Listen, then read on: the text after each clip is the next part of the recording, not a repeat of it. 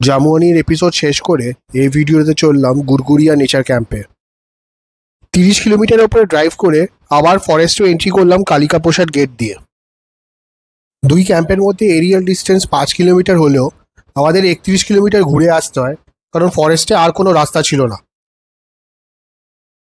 যাই হোক, এই ঘুরে আসার চক্করে আমরা ডিসাইড করলাম যে শিমলিপাড়ে সাইট সিইংটা করে নেব, যেমন বারেপানি ফলস, উস্কি ফলস আর জোরান্ডা। বারেপানি যাওয়ার পথে একটা অদ্ভুত সুন্দর ভ্যালি পড়ল, ঠিক প্যালগাঁয়ের ডুপ্লিকেট ভাইসারেন ভ্যালি। ব্যাস এখানেই চলে গেল বেশ কিছুটা সময়, কারণ সবাইকে ছবি যে তুলতে হবে। অবশেষে 45 মিনিট থেকে 1 ঘন্টা নষ্ট করার পর আমরা বারেপানিতে এসে পৌঁছালাম। এটা হচ্ছে ইন্ডিয়াতে second highest 2 tier waterfall. Next destination Uski waterfall.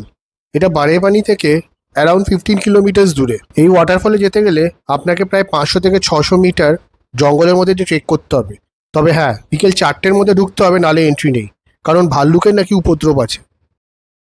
Joranda waterfall আর হলো না, কারণ টাইম নেই। আমাদের যে করেই হোক গুরগুরিয়া নেচার ক্যাম্পে ঢুকতে হবে, কারণ ইভিনিং সাফারি আছে। তাই সঙ্গে থাকবেন পরে এপিসোডের জন্য।